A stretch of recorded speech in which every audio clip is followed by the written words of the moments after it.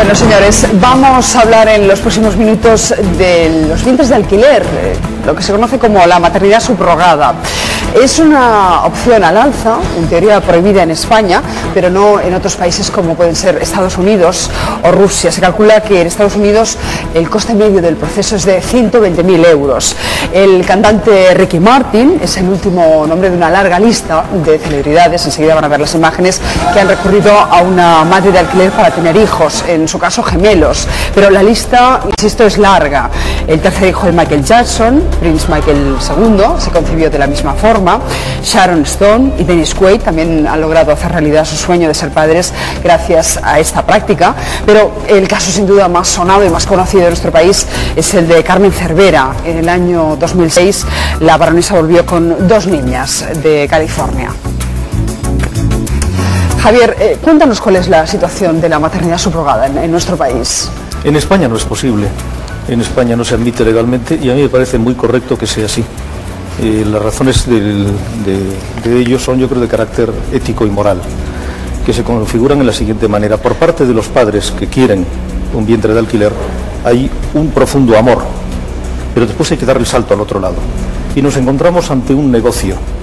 Nos encontramos en consecuencia que generalmente las madres de alquiler son personas que no son precisamente de economía boyante y lo hacen sencillamente por dinero. Y en consecuencia estamos ante un problema de desamor, o yo te diría de ruptura. Porque claro, la mujer que está concibiendo a un hijo y que lo tiene durante meses en sus entrañas, o es un monstruo, o es una persona que tiene que desarrollar un afecto por eso que es parte de ella misma, aunque químicamente, genéticamente no lo fuere. Así que respeto profundamente el amor de los padres que pretenden vientres de alquiler, pero me parece impecable la normativa española que eso no lo tiene recogido como posible. Es ilegal hacerlo en España, pero saben ustedes que a través de Internet por 10.000 euros se puede conseguir un vientre de alquiler en nuestro país. Digamos que hay un mercado negro. Centramos el asunto y luego lo vemos. Este llanto obsesiona a casi 1 millón de parejas en nuestro país. Son aquellas que no pueden tener hijos, pero que aún así les resulta imposible renunciar a su deseo de ser padres. En su desesperación, algunos recurren al mercado negro de vientres de alquiler.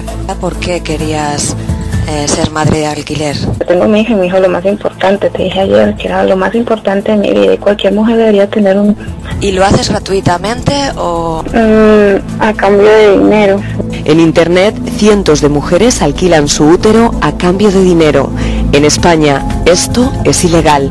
Contactamos con una de estas mujeres. Sabe que lo que nos está proponiendo es un delito, pero aún así asume los riesgos. Con ese miedo y venía ahí un poco rezando, pero yo creo que sí es un mutuo acuerdo de los tres, que es al único que le incumbe, porque no le incumbe a las leyes ni a nadie más. ¿Qué cantidad económica te gustaría a ti?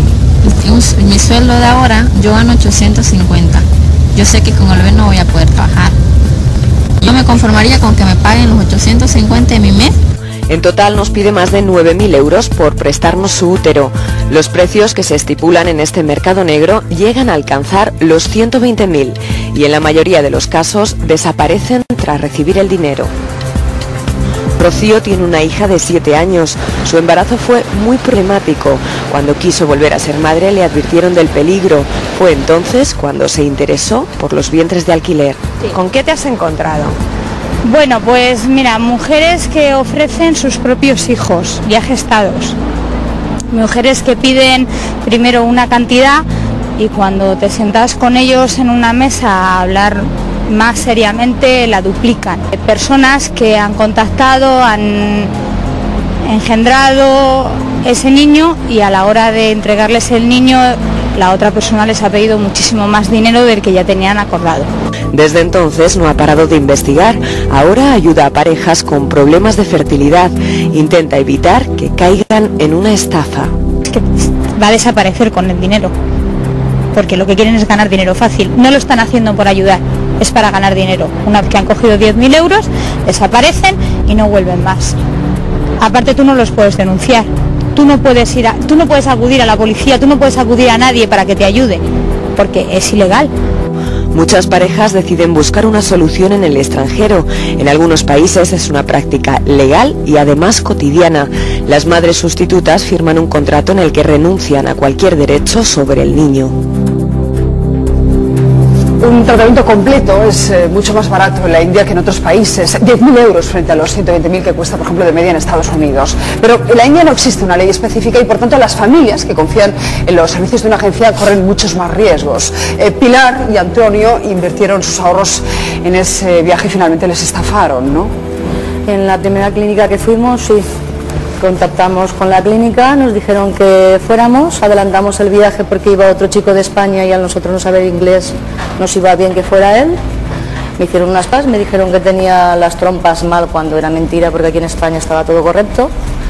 Nos dijeron que fuéramos a la embajada a pedir permiso cuando ella sabía que la embajada ni sí ni no.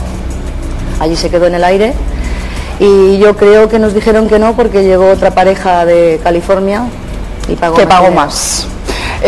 ¿Os quedáis sin bebé? Sin dinero, que no teníamos ahorros, sin documentos. Sin los documentos todos médicos que se quedaron en la clínica porque con el palo que me pegó se me olvidaron los papeles allí. ¿Y qué hacíamos un mes en la India? Claro.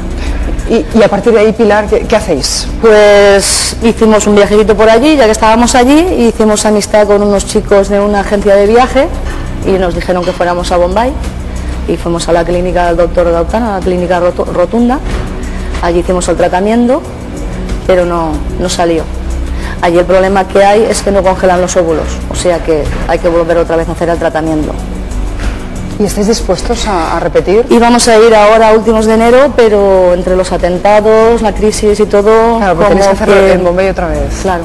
Sí, porque en Estados Unidos es imposible. O sea, vosotros optáis por la India por una cuestión económica, ¿no? Porque es uno de los países más baratos para conseguir un vientre de alquiler.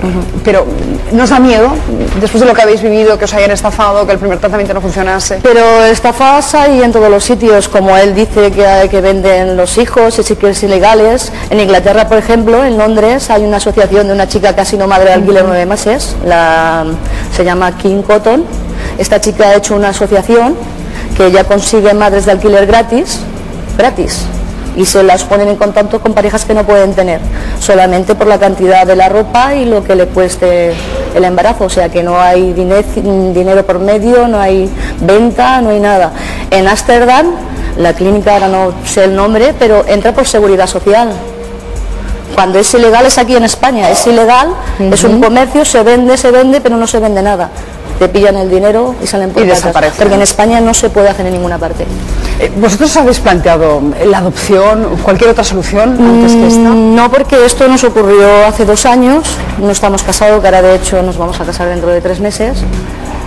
Estamos un poquito fuera del margen para la adopción, no entramos... Hay bastantes complicaciones para las familias. Además la adopción tampoco es gratis. Monoparentales, que sería tu caso, ¿no? Y la adopción tampoco es gratis, cuesta dinero. Sí. Que la gente dice adoptar, pero la adopción cuesta dinero.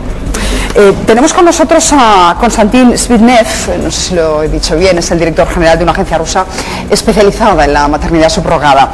Ahí ocurre todo lo contrario, ¿no? La legislación rusa es muy permisiva y cada vez más familias españolas acuden a ustedes para conseguir un vientre de alquiler. Sí, claro. La subrogación es completamente legal en nuestro país y los padres se inscriben en el certificado de nacimiento dado el consentimiento de la madre subrogada y el nombre de la madre subrogada no aparece en ninguna parte ya. Entonces, si por ejemplo una pareja de España llega a Rusia para realizar su sueño, para ser padres, reciben este certificado de nacimiento ruso, tienen que apostillarlo según la Convención de la Haya de 1961 de 5 de octubre y luego acudir al consulado de España con este certificado de nacimiento ruso debidamente apostillado y las autoridades sí tienen que reconocer este hecho. Y el tema de subrogación ya no tiene que ser discutida, ya que tienen la documentación oficial emitida en algún país y establecido el hecho jurídico, la filiación de estos niños de esta pareja española. ¿Qué garantías legales tienen esos padres de que cuando lleguen a España no van a tener problemas para poder inscribir sus niños en nuestro país? Pues mira, la única problema existe en la legislación española, que sí es muy liberal y yo diría muy buena en comparación, por ejemplo, con la legislación de Alemania, Italia, Francia. A propósito, en Francia supongo que en este año 2009 quieren cambiar la legislación y permitir la maternidad subrogada. Pues en España existe solamente el artículo 10 de la ley sobre las técnicas de reproducción humana asistida de 2006 y pues supongo que es un lapso legal, ya que la subrogación no está prohibida. Se trata solamente de la validez de fuerza jurídica de los contratos. O sea que, digamos que más que prohibición lo que hay aquí es un vacío legal, ¿no? Por tal como lo cuenta usted. Una de las primeras cosas, Javier, que recomienda este bufete de abogados ruso es que los españoles que quieran acogerse a la maternidad subrogada en Rusia consulten a un abogado español. Nosotros que tenemos aquí, es nuestro abogado de cabecera. Naturalmente, porque el brillante negocio que tienen montado los señores rusos pues tiene un problema fundamental, y es que la normativa rusa es interesante, amena, apasionante y perfectamente legal en Rusia, pero no en España, porque la normativa correspondiente a la situación de los españoles y la situación personal es la normativa personal, en este caso el Código Civil español.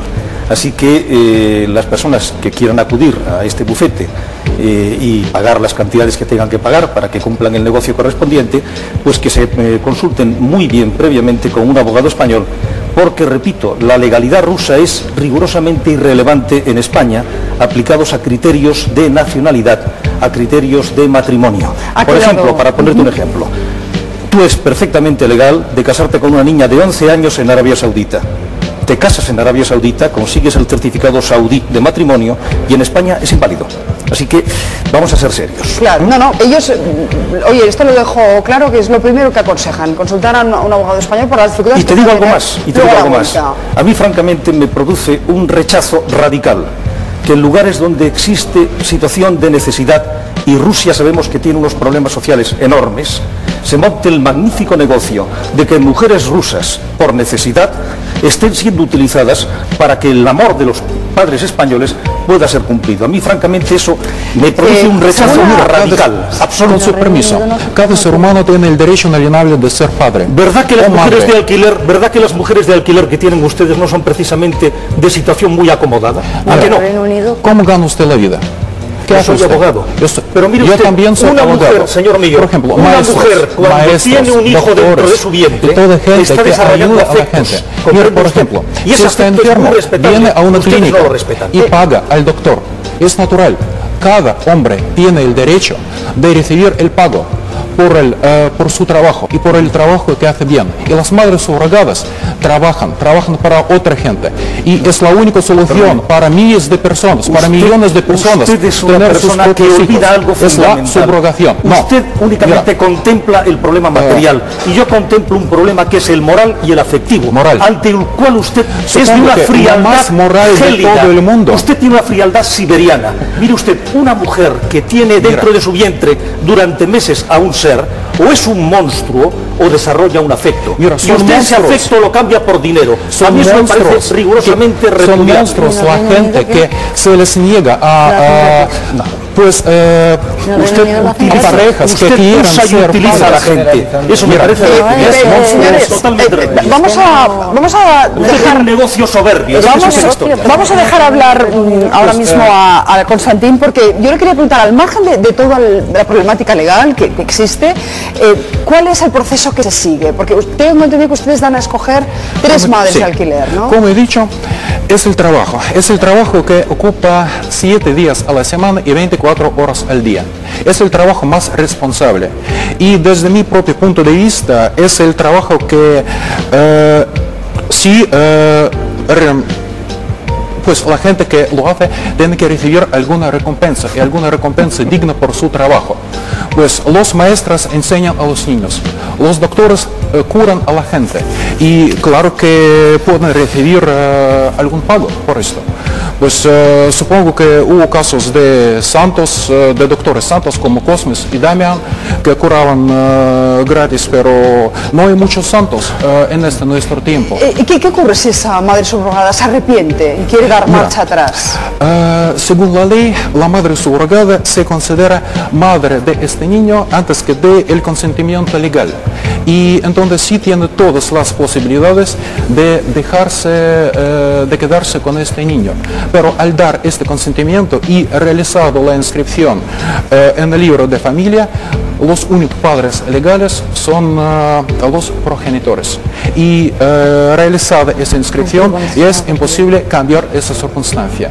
Ya son los padres, ya está. Sí, son los padres en Rusia, así que si los padres españoles quieren vivir en Rusia, problema ninguno. El problema es si quieren vivir en España. Bueno, ahora vamos por lo tanto, a que consulte con abogados españoles. Y en segunda cuestión, a una pareja que yo no creo que sea lo mismo mismo pagar a mi mecánico por arreglarme el coche que pagar a una mujer porque tenga a mi hijo. El mecánico no desarrolla afecto por el coche y yo estoy hablando de seres humanos que tienen un doctor íntimo como es 9 meses de niño en las entrañas. ¿Cuál es el coste medio de todo ese tratamiento? Pues mira, el coste medio es de 45.000 euros. Es el coste completo que ya cubre los gastos médicos para la madre subrogada hasta el parto. Entonces, claro que es más caro, digamos, que digamos en la India, pero mucho más barato que en Estados Unidos. Y supongo que no es un negocio, es un acto de ayuda a la gente para la cual la única solución de su problema, la única posibilidad para tener sus propios hijos, sus hijos naturales, es acudir a la subrogación. Gente como Pilar y Antonio, que cuando estaban oyéndoles a ustedes discutir querían hablar. Pilar, sí, quiero contestarle a él. Le voy a dar la razón en una cosa. En la primera clínica que yo estuve en la India, aquello lo llaman una granja de mujeres. A mí me pidieron unos 200 euros todos los meses para que esa chica le daban estudios, podían tener internet, tenían sus habitaciones, pero lo que luego me enseñó la periodista en la India es que las tienen todas en una habitación como animales. Yo no soy partidaria de eso, ¿vale? En eso estoy de acuerdo con usted, en todo el tráfico que hay. Pero dígame, en Londres, ¿por qué la gente lo hace gratis? ¿Son inhumanas? ¿No tienen corazón? ¿Por qué lo hacen gratis? No hay ningún comercio en el Reino Unido. El caso de Londres es un caso extraordinario. Y en Ámsterdam también los es igual. 40 y tantos mil euros que se cobran por tan benéfica función.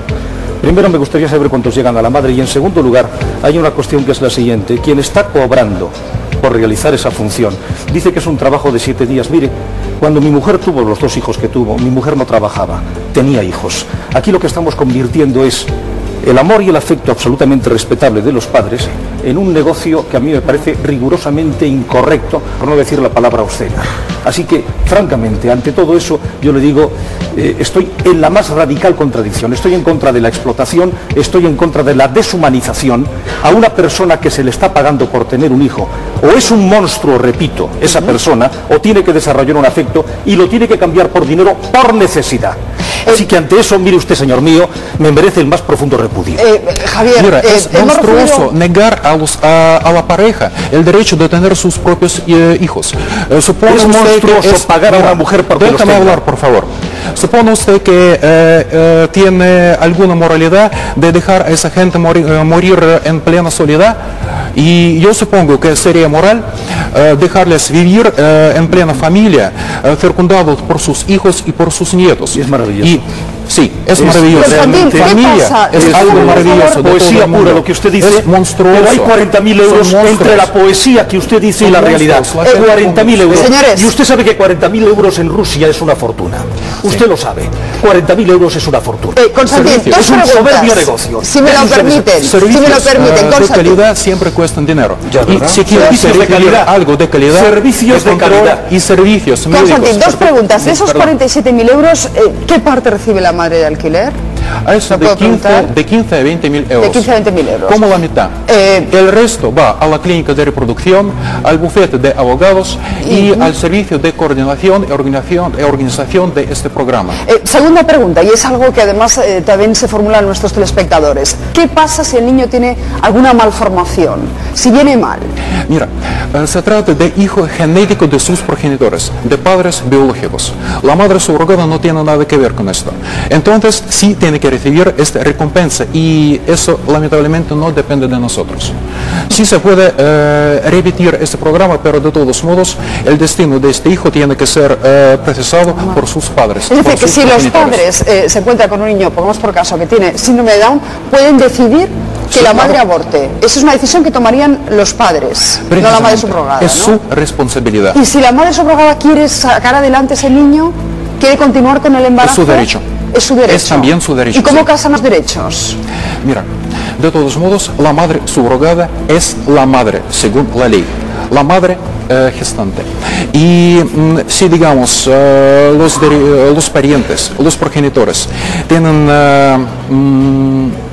el deseo de abortar debido a, digamos, algunos defectos en el desarrollo, tienen que recibir el consentimiento de la madre subrogada. Ajá, vale, pero en lo general, sí, claro que lo da. Bueno, estábamos hablando de los problemas que pueden tener las parejas cuando llegan a nuestro país, después de haber utilizado los servicios de una madre subrogada, a la hora de inscribiros aquí, cuando saben ustedes que eso es ilegal. Vamos a conocer el caso de José y de Juan. Ellos son un matrimonio valenciano, querían tener hijos y optaron por alquiler de una madre en California, donde es legal, tuvieron mellizos. En su partida de nacimiento ambos figuran como padres legales. El problema surgió cuando llegaron a España, quisieron inscribirlos en la embajada española. El consulado no lo permitió porque no había madre. Ahora que ya han vuelto a nuestro país, pero lo han hecho con pasaporte americano, siguen teniendo problemas porque a los 3 meses, si nada cambia, se van a convertir en inmigrantes ilegales. Al cruzar la frontera, Juan y José han dejado de ser sus padres. José está al teléfono. José. Hola, buenos días. Usted no puede venir precisamente por sus obligaciones con los mellizos. Acabo de soltar un biberón hace 5 minutos. Claro, seguro que les faltan manos, ¿no? A usted y a Juan. ¿Qué tiempo tienen ahora los bebés? Van a cumplir 3 meses. Vuestro caso no es único, pero es tan complicado, es tan enrevesado, o sea, dan tantas paradojas que yo no sé si a nuestros telespectadores les ha quedado claro, ¿no? Vuestro problema, digamos, es que habéis sido honestos, habéis contado la verdad, ¿no? Sí, ha sido el primero en España en el cual hemos manifestado lo que ha pasado y lo que ha hecho. Igual que, como el doctor Constantín está diciendo, hacen las parejas heterosexuales. La única diferencia es que cuando la hace un matrimonio homosexual, eso no se acepta. Una pareja de lesbianas no hubiese tenido ese problema. No conozco en concreto ningún caso, pero la ley sí que está aceptando la inscripción de un niño en nombre de 2 lesbianas. El problema está en que no lo aceptan a nombre de 2 hombres. Vosotros acudís al Ministerio de Igualdad, pero os dicen que no pueden hacer nada por vuestro caso. No, nos dijeron que no nos iban a atender porque no éramos mujeres. Sorprendentemente, ahí no había nada de igualdad. Efectivamente. Y a partir de ahora, ¿qué, José? ¿Qué hacemos? Porque claro, si en 3 meses vuestros hijos se convierten en inmigrantes ilegales, ¿qué solución nos dan las autoridades? No, vamos a ver. La primera cuestión que estoy esperando a esa resolución, a nuestro recurso del Ministerio de Justicia, y esperaremos aproximadamente un mes más. La primera es que vamos a iniciar el recurso de inconstitucionalidad o el proceso de inconstitucionalidad, porque unos hijos de 2 españoles, lo primero es que incluso por encima de la ley de reproducción asistida está la Constitución española, que dice que todo hijo de español, incluso en singular, es español por nacimiento, y estos, siendo de 2, se les niega la nacionalidad española. Luego, por otra parte, y esto sí que sería realmente aberrante y ridículo, pero en defensa de mis hijos a ello estoy dispuesto a llegar, es que España, cuando yo les solicité el visado de residencia, se lo han tenido que volver a denegar. Los propios funcionarios ahí ya que estaban asombrados, porque si los reconocen como hijos para residir con nosotros en España, ¿cómo pueden haberlos desconocido como hijos nuestros para negarles la nacionalidad? O sea, ellos mismos caen en contrasentidos. Bueno, conclusión, la Declaración Universal de los Derechos del Niño de la ONU, y eso es ley supranacional, exige que cuando se dé el caso poco aconsejable de padres e hijos de diferentes nacionalidades, el país de los padres debe, por obligación, darle la residencia a los hijos de este matrimonio, y España nos la deniega. Por lo tanto, y ya hemos iniciado las consultas ante la Embajada Americana, donde están inscritos de momento en Madrid, tendríamos que denunciar al gobierno español ante el gobierno americano, de hecho estamos esperando a la nueva administración, para que el gobierno americano demande a España ante las Naciones Unidas. José, yo, con todo el trabajo que tenéis, con el cuidado de esos dos niños que han sido vuestra gran ilusión, vosotros habéis adoptado esta fórmula, la de la maternidad subrogada, porque decís que teníais pocas posibilidades de adoptar, ¿no? En caso, nos cerraron todas los demás. Me imagino que no os arrepentís, pero se me hace duro todo lo que os espera, ¿no? No solo esa batalla legal, sino también el coste económico que eso supone, ¿no? Mira, sí, el coste económico fue alto para poder tenerlos y está siendo alto, pero también te digo que, igual que hemos recibido estos golpes por parte de la administración del Estado, también debo reconocer que nos hemos encontrado a la vez con personas maravillosas, que de verdad que algunas veces piensas que nada más ocurre en las políticas.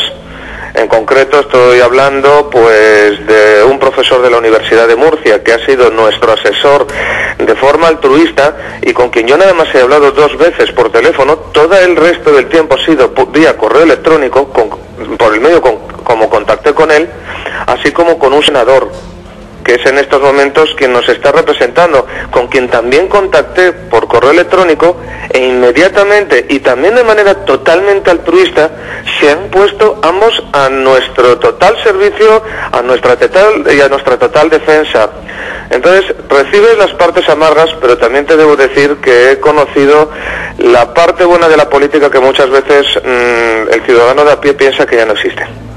Bueno, pues por ese lado también está bien la experiencia. José, lo tenemos que ir dejando, pero tú sabes que ha habido aquí un debate algo tenso, sí, sobre el vientre de alquiler. Me gustaría conocer tu opinión. Evidentemente, la persona que está hablando por parte de tu programa habla desde la más profunda ignorancia y desconocimiento del tema. Nuestra gestante subrogada mantiene con nosotros un continuo contacto. Tiene, por supuesto, que un vínculo afectivo con sus ahijados, como les dice ella, y nosotros, entre otras compensaciones, primero, la ley de California exige que nunca se le pague a la gestante subrogada más de $25.000. La nuestra, y con discusión, logró aceptar, porque nosotros queríamos pagárselos, logró aceptar 20.000. Y ella, dentro de esos 20.000 de las compensaciones, estuvo que, al estar de gemelos, el último mes y medio no pudo trabajar. Cuando el dólar estaba a 1,60, nos encontramos con la sorpresa, y todo ello demostrado por las declaraciones de Hacienda americana, que ella gana al mes 2.800 euros. Ahora con el dólar a 1,30 y pico ya deben pasar de los 3.000. Sinceramente, no creo que sea muy fácil explotar a una persona que gana más de 3.000 euros al mes. Bueno, pues era la otra parte de la versión, Javier, y has escuchado. Hay casos y casos, pero la generalidad precisamente no son esos, la generalidad son los otros. Yo respecto al tema de lo que ha dicho, yo creo que pueden hacer una cosa que es perfectamente sencilla. Hay un padre genético que es evidente, un padre genético. Ese padre genético puede reconocer inmediatamente cualquiera a los dos gemelos, y el otro padre puede adoptarlos si la solución que tienen es una solución posible. Y después, en todo eso, hay algo que uno le deja perplejo. El Ministerio de Igualdad no recoge la exigencia de igualdad de dos seres humanos porque son hombres. Así que estamos instalados en la memez políticamente correcta, porque no hay más igualdad que para las mujeres. Si esto es igualdad, que venga Dios y lo vea. José, en eso coincidís, ¿eh? No, vamos a ver, esto, en lo de la igualdad, sí, evidentemente, pero en lo de que, primera cuestión, los niños no son genéticamente de uno de nosotros, son de ambos. Bueno, pues, se ha hecho una serie de procesos genéticos que tampoco están permitidos en España. Bueno, segundo, lo de la adopción tan fácil que usted plantea, espero que no se encuentre ni con el juez Calamita ni con ninguno de sus colegas ideológicos, porque entonces, y como le podrán contar las lesbianas que han tenido que demandar a este señor, conozco muchos casos, además muchísimos, de personas que llevan 5, 6 y hasta 7 años intentando que su marido coadopte a sus hijos y no lo han logrado. Lo que usted está contando en el Estado español es pura teoría, en la práctica no es cierto. Vamos José, a ver, la muchísimas adopción. gracias, lo tenemos que ir dejando. Javier, rápidamente, por favor, porque es que le hemos dedicado mucho tiempo a este asunto, creo que eso merecía. Yo le tengo que agradecer a José que haya querido intervenir, porque queríamos conocer las dos caras de la noticia, pero lo dejamos aquí. Rápidamente, Javier. Vamos a ver, lo que uno no puede hacer es pasarse por el arco del triunfo la legalidad vigente y después exigir que la legalidad vigente se le aplique de forma distinta. Esta es la realidad de las cosas, pero no solamente en los casos de pareja homosexual o matrimonio homosexual, en materia de cualquier otro tipo, porque al final lo que vamos a pretender es una legalidad aplicable a nuestro particular supuesto, y la legalidad lo que contempla es la situación general. Sí, pero por lo que cuenta José, esa legalidad vigente, digamos que tiene muchas trampas, ¿no? Porque da un tratamiento muy distinto. Te digo, en principio, si el que si hay paternidad genética de los dos y por ADN se demuestra que uno es de uno y el otro es de otro, porque es imposible que dos padres sean padres de la misma persona, eso lo que tiene que hacer es uno adopta a uno, el otro adopta al otro y reconoce el hijo, no tiene ni siquiera que adoptarlo, reconoce a su propio hijo y después hay un cruce de adopciones. No es tan complicado. Si al final lo que estamos creando son situaciones heroicas de lo que son situaciones normales, no hay tanta complicación. Bueno, señores, muchísimas gracias. En cualquier caso, Pilar, tenemos ya muy poco tiempo, pero rápidamente. Un minuto, que hablando de la igualdad, una mujer tiene la opción de quedarse embarazada, de adoptar, de inseminarse, pero un hombre no tiene esa opción. O se casa y tiene hijos, bueno, o no tiene. Pero no hay igualdad. Solamente se puede utilizar los servicios de una donante y de una madre de subrogación. Solamente queda la es la única solución en este caso. Señores, gracias.